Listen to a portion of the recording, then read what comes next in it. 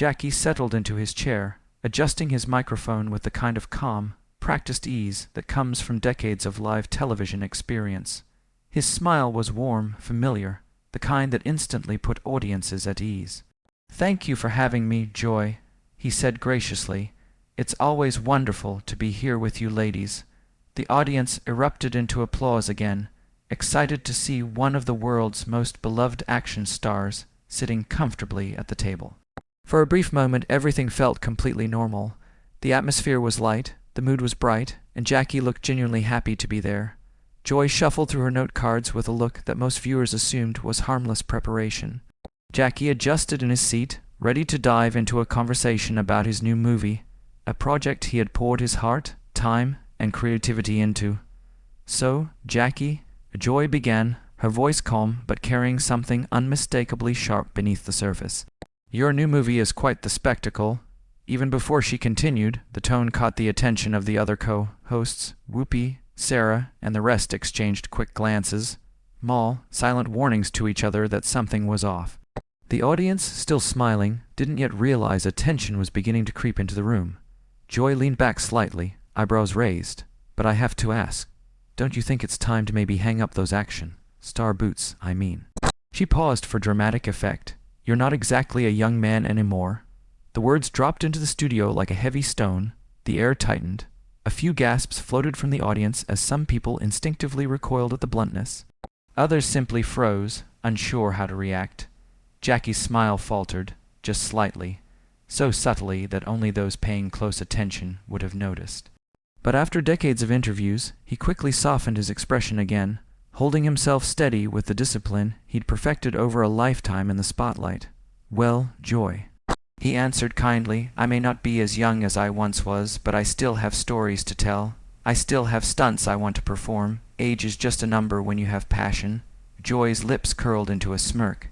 "Passion," she repeated mockingly, her voice dripping with condescension. "That's one way to put it." The temperature in the studio dropped another few degrees, but honestly. She continued, not giving Jackie a chance to breathe. "Watching someone your age try to do the same moves you did 30 years ago. Isn't it a bit embarrassing?"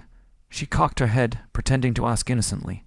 "Kind of like watching your grandfather try to dance at a family reunion." The audience reacted instantly, shifting, whispering, recoiling. Whatever they expected from this interview, it certainly wasn't an unprovoked age-shaming attack aimed at Jackie Chan, a man who had broken nearly every bone in his body to entertain generations of fans. Whoopi looked stunned, eyebrows shooting up.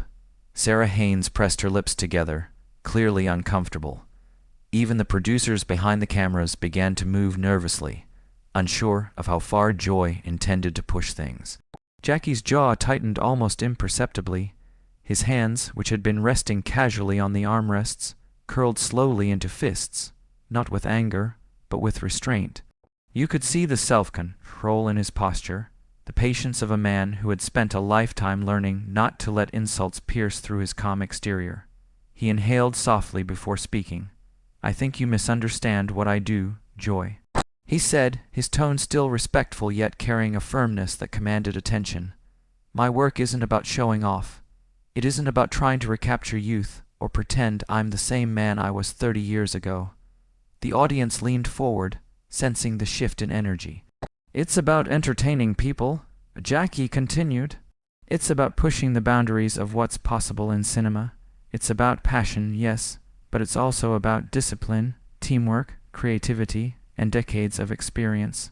I do what I do because I love it, and because millions of people around the world still love watching it." His voice, though calm, carried incredible weight shaped by a lifetime of dedication, sacrifice, broken bones, hard work, and an unwavering commitment to making people smile. But Joy wasn't ready to let go. Her expression remained cold, speculative, almost challengingly amused. She tapped her note cards lightly against the table, as if preparing to launch another verbal jab. The room felt painfully tense now.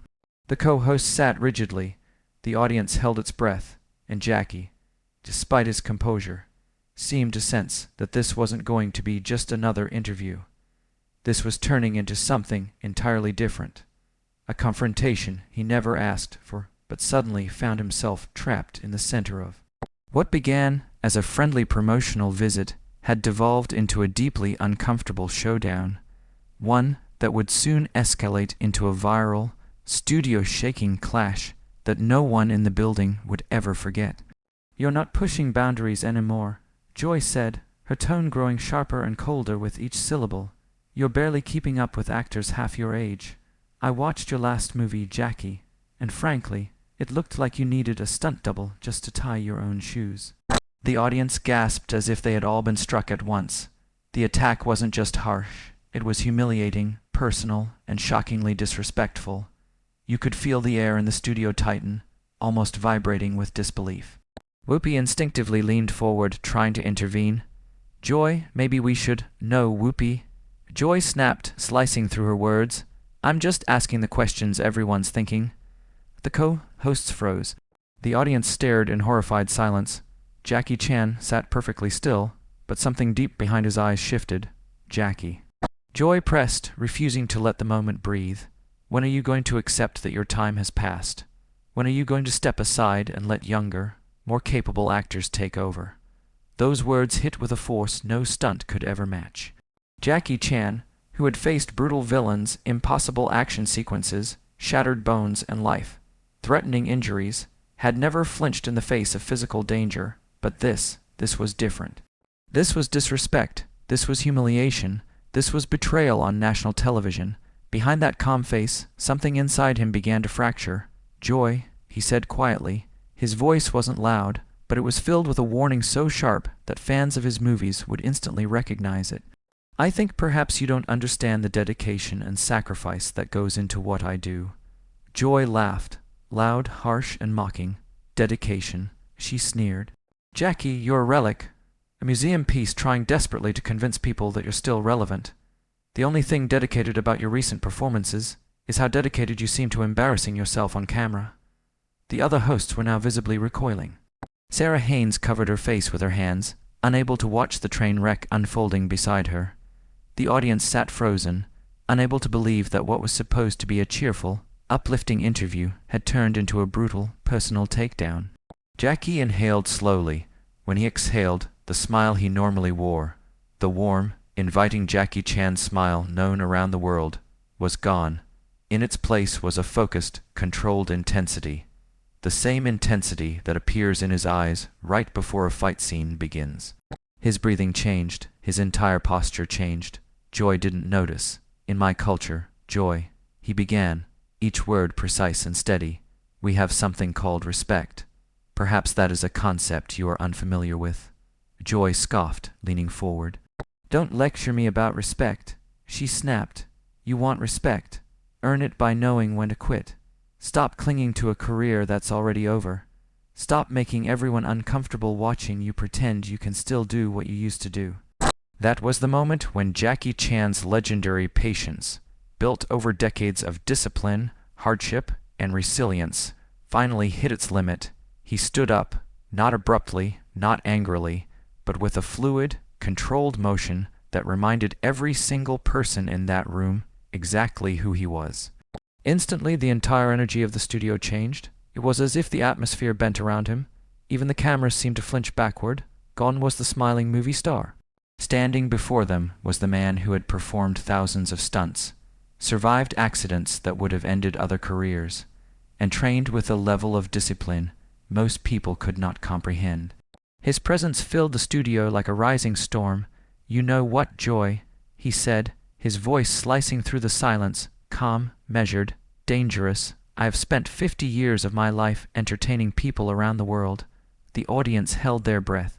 "I have broken bones," he continued. "I have bled. I have risked my life for every film I've ever made. Not for fame, not for ego, for the fans, for the people who love cinema, for the people who believe in hard work, perseverance, and passion." Joy shifted slightly, for the first time looking uncertain. "I have worked with actors of every age," Jackie said, "young, old. It doesn't matter. What matters is heart, skill, dedication, qualities that have nothing to do with age." He leaned forward slightly, but his voice remained perfectly steady. "But what I will not tolerate," he said, "is disrespect, not to me, not to my culture, not to my decades of contribution to this industry. The studio was silent. Absolutely silent. You say my time has passed, Jackie continued. Maybe, maybe not, but my legacy, my work, my impact on global cinema, that will outlast all of us. Joy swallowed hard, suddenly unsure of her footing. I didn't come here today to fight with you, Jackie concluded. I came here to share my work, to bring joy, to celebrate film. But you decided to turn this into something ugly, something small, something unworthy of this platform. Every word hit like a hammer. And for the first time in the entire interview, Joy Behar had nothing to say. I have broken every bone in my body, Jackie continued, his voice carrying decades of pain, experience, and unshakable conviction. I have bled for my craft. I've dedicated my entire existence to bringing joy to families everywhere, and you. He pointed toward Joy with a calmness that was far more intimidating than anger. You sit here behind a desk and tell me I'm embarrassing myself. For the first time since the interview began, Joy Behar actually faltered. Her eyes widened, not much, but enough for everyone to see that Jackie's intensity had finally pierced through her bravado. But her ego, the very thing that had driven the confrontation this far, refused to let her back down. Jackie, sit down, Joy said sharply, trying to regain control. You're being dramatic. This is television, not one of your action movies. Jackie paused, staring at her with an expression that was equal parts disbelief and disappointment. Then he laughed, but it wasn't warm or playful or gentle like the laugh the world knew him for. This laugh was sharp, cold, empty, dramatic. He repeated, You think this is dramatic, Joy? He leaned forward slightly, his presence filling the room with electric tension. Let me tell you what's dramatic, he said. Dramatic is a 70-year old woman who has never created anything meaningful in her life, sitting here attacking someone who has spent 50 years inspiring millions of people across the globe. The studio audience froze. No one moved, no one breathed. They were witnessing something raw, something real, something that had shattered the comfortable boundaries of daytime television. Camera operators kept filming, their hands trembling. They knew they were capturing a moment that would replay across the internet for years to come. Joy's face flushed a deep, furious red. How dare you, she snapped. I have been in television longer than you've been making movies in America. I don't need some washed-up action star telling me anything about my career. Washed up. Jackie repeated the words slowly, tasting the insult. He stepped closer to the desk, every movement measured, controlled, deliberate. Not aggressive, just powerful. Joy, he said, his voice low but firm, listen very carefully to what I'm about to tell you. The entire studio leaned in. When I was learning martial arts as a child, Jackie said, we were taught that true strength comes from discipline, respect, and humility. He let the words sink in. You, he added softly, clearly learned none of these things. Whoopi Goldberg finally found her voice. She raised both hands slightly, trying to calm the situation. Guys, let's take a breath here. We're all professionals. We all respect each other. No, Whoopi. Jackie cut in firmly, never breaking eye contact with Joy. This woman invited me here as a guest and then ambushed me with disrespect. The audience murmured in agreement. Many were nodding. This was no tough interview. This was public humiliation in my culture. Jackie continued, when someone disrespects you in your own home, you have every right to defend yourself. Joy slammed her hand on the desk, the sharp crack echoing across the studio. Her composure was gone. All that remained was pure rage. This isn't your home, Jackie, she shouted. This is my show. These are my rules, and if I want to ask you tough questions about your declining career, that's my prerogative. Tough questions. Jackie's voice rose for the first time, deep, booming, filled with authority, the kind of voice that made several audience members jump in their seats. Tough questions would be about my process, he said. My inspiration, my experiences, my craft. He pointed directly at her. What you are doing is schoolyard bullying disguised as journalism. I'm a comedian and a talk show host. Joy fired back, struggling to regain control. Jackie didn't let her finish. No, he said, you're a provocateur who's forgotten the difference between honesty and cruelty. You sit here attacking people to create drama because you've long run out of intelligent questions to ask. The studio went dead silent again. Jackie wasn't yelling now. He didn't need to. His calmness was far more devastating. "Let me tell you something, Joy," he said quietly. "For 50 years, I've worked harder than most people can imagine. I've sacrificed my health, my youth, my safety, all to bring happiness to others." He paused, letting the weight of his words hang in the air. "You ask me when I'll quit," he continued, "when I lose my passion, when I lose my love for what I do. Not when someone who's never walked a day in my shoes decides she's had enough." Joy opened her mouth, but nothing came out. Jackie's final words cut through the studio like a blade. "I may be older, Joy, but at least I still stand for something." And for the first time in her career, Joy Behar was speechless. Though Joy looked small compared to Jackie's commanding presence, she lifted her chin defiantly. "I make observations about pop culture," she snapped, "and right now, my observation is that your entire career has been clinging to relevance." Jackie's eyes narrowed with a dangerous calm, the kind that warned everyone in the studio that something seismic was coming. "You want to talk about relevance, Joy," Jackie said, his voice dropping low. "Let me tell you what relevance actually looks like. My movies have grossed billions of dollars worldwide. Children in countries you've never even heard of know my name. I've inspired countless people to chase their dreams, to train harder, to believe they can overcome anything. And what exactly is your legacy? Making tired jokes and attacking guests who can't fight back?" The other hosts froze, their bodies stiff with panic. No one knew whether to intervene or simply let the confrontation burn itself out. The studio felt electric, the tension so thick it seemed like the air might crack under it. Joy's voice sharpened to a shrill pitch as she dropped all professional pretense. "My legacy is 30 years of speaking truth to power," she shouted. "Not letting celebrities coast on past glory. Your glory days are over, Jackie. Accept it. Past glory." Jackie repeated, his voice dropping to a near whisper, far more menacing than if he had shouted. "Joy, I did my own stunts yesterday.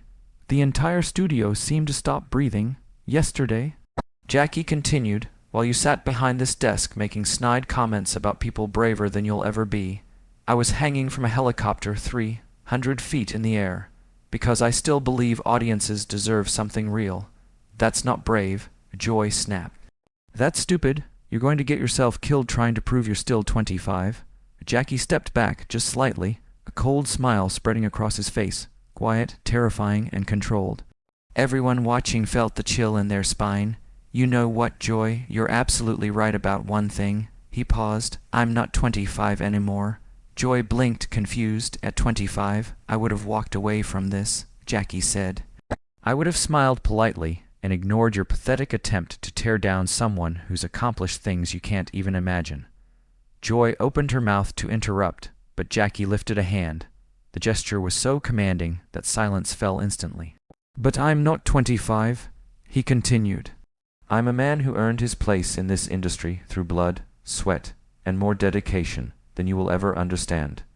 And I'm not going to sit here and let you disrespect my legacy for the sake of your ego and cheap laughs from an audience that deserves better than this garbage."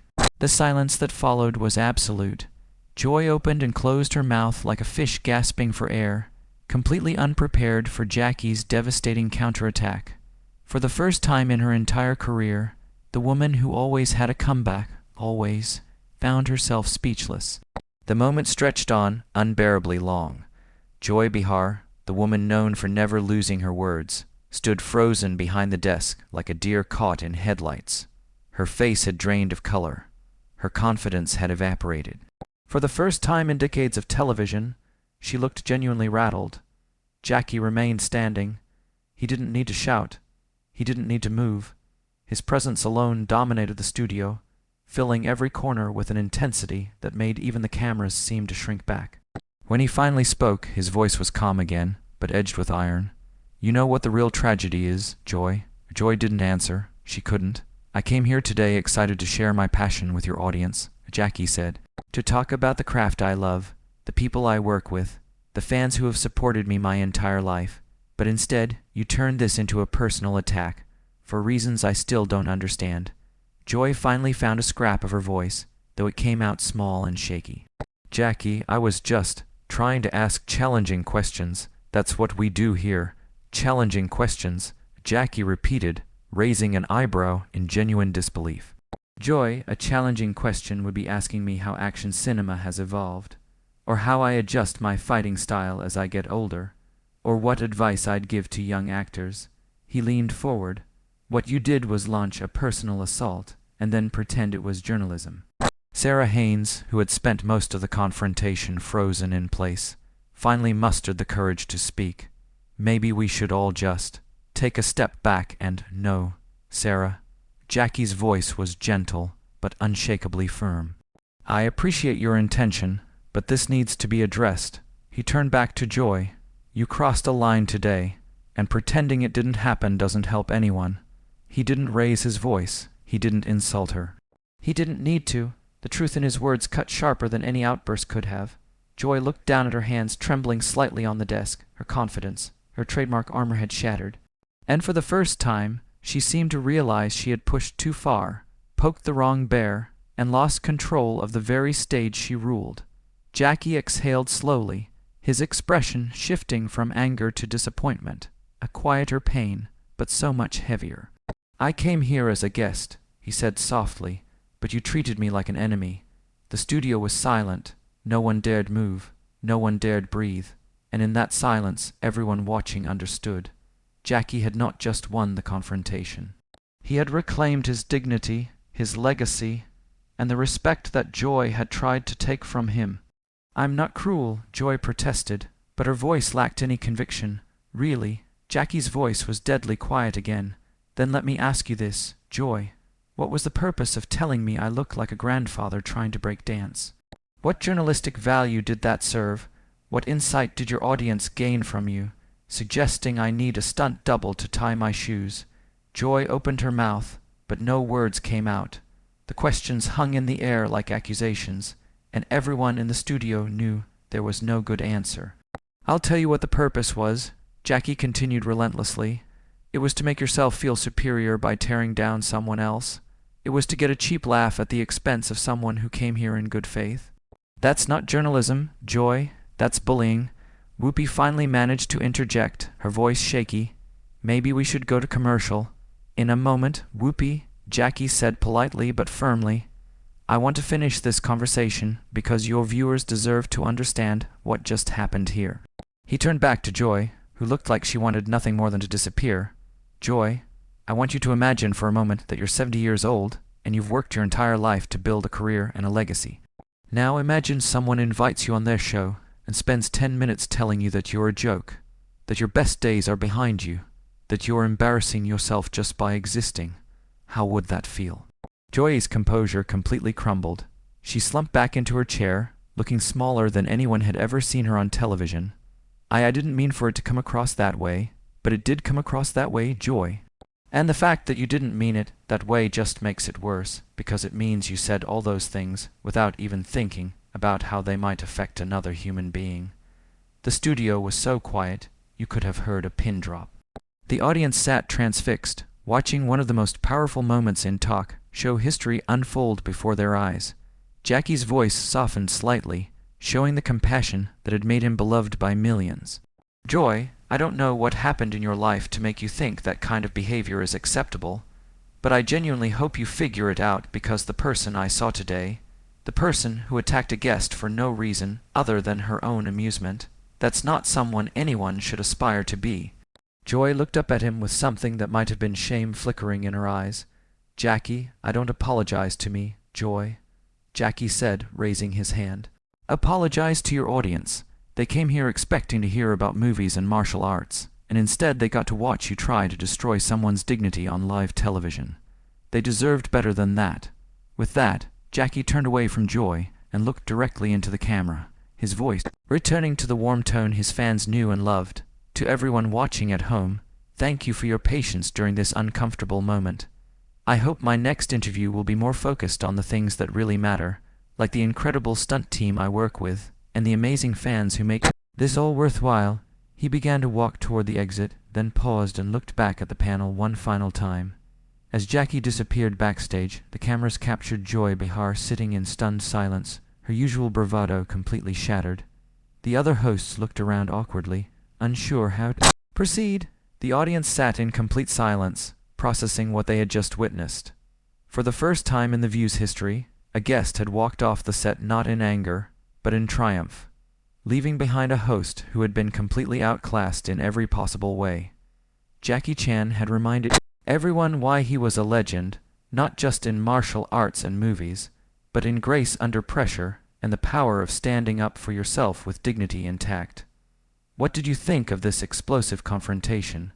Was Jackie Chan justified in his response, or should he have handled Joy Behar's attack differently? Drop your thoughts in the comments below, and make sure to subscribe for more incredible celebrity moments that you won't see anywhere else.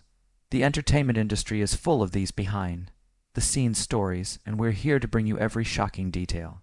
He had done countless interviews throughout his decades, long career morning shows, late-night segments, international press tours, podcasts, red carpet Q&As.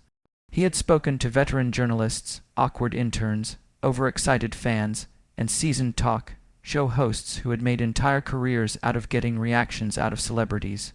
Through it all, he remained the same, humble, warm, gracefully composed. No matter how chaotic the environment, he always managed to disarm the room with his trademark smile, his gentle sense of humor, and that irresistible energy that made even the coldest interviewer soften. Producers loved him because he never caused trouble. Audiences adored him because he always felt genuine.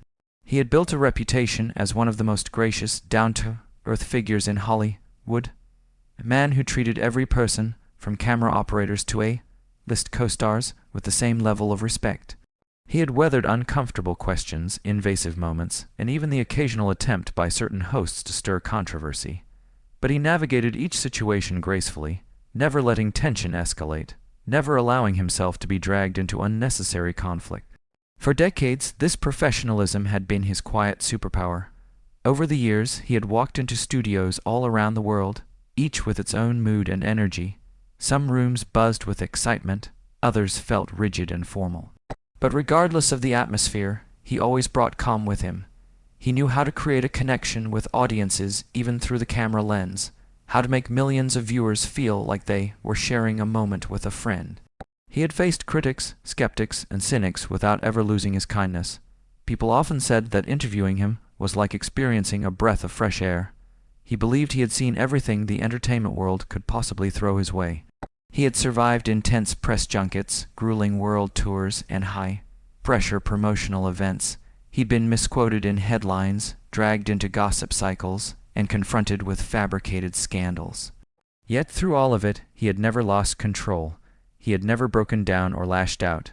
His calm had become legendary. If there was one thing he trusted, it was his ability to handle himself in front of a camera. But nothing, absolutely nothing, could have prepared him for what was about to unfold today. As he stepped onto the brightly lit stage of the studio, he felt that familiar wave of confidence that had carried him through decades of public appearances. The audience applauded warmly. The crew smiled at him, clearly excited to have such a beloved figure in the building. Everything seemed normal, routine, predictable. Then the host spoke. The tone wasn't warm. It wasn't professional. It wasn't even neutral. There was an edge, a sharpness, a deliberate attempt to provoke. At first, he gave her the benefit of the doubt. He had dealt with tough hosts before, people who tried to push boundaries for the sake of ratings. But there was something different here, something colder, something personal. As the questions grew more pointed, more disrespectful, it became clear that this wasn't a typical interview at all. It wasn't even a misunderstanding. It was an ambush. Still, he held himself together, at least at first. He answered politely, laughed off the jabs, tried to redirect the conversation to something positive. But the host kept pressing, her voice dripping with bitterness, her comments intended not to inform the audience but to insult him directly. He could feel the shift in the room. The audience became uneasy. The co-hosts exchanged nervous glances. Even the camera operators seemed unsure whether to keep filming. For the first time in his long, steady, battle-tested career, he felt something he wasn't used to feeling on live television: anger. Not the kind that erupts suddenly, but the kind that builds slowly, deep in the chest, fueled by unfairness and disrespect. He had always believed that kindness was the best way to handle hostility, that grace was stronger than aggression. But there comes a moment in every person's life, even the humblest, even the calmest, when silence becomes surrender, when allowing disrespect quietly means encouraging it to continue. He realized that if he didn't stand up for himself now, it wouldn't just affect him, it would send a message that anyone could treat him, or artists like him, as punching bags for entertainment, and he knew he couldn't allow that. The host seemed unaware of the storm she was waking inside him, or perhaps she was intentionally provoking it, hoping for a reaction she could later twist into headlines. What she didn't expect was the reaction she was about to receive. Because beneath his gentle demeanor lived a man forged through decades of discipline, hardship, and relentless dedication. A man who earned every achievement, every scar, every ounce of respect he carried. A man who had outlasted entire eras of Hollywood. When he finally spoke, really spoke, the entire studio fell silent. Gone was the soft tone, gone was the effortless smile, gone was the gentle charm people had always known him for. What remained was clarity, strength, boundaries, and a truth sharpened by years of holding back.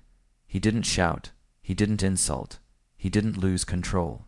Instead, he delivered the kind of response that shook the room straight down to its foundations, a response that would be replayed, quoted, and discussed for years to come. And in that moment, everyone watching understood. This wasn't just another interview. This wasn't a press appearance. This wasn't routine. This was the moment he reclaimed his dignity in the most powerful way possible, and nothing in his long, extraordinary career could have prepared him, or anyone else, for what was about to happen next.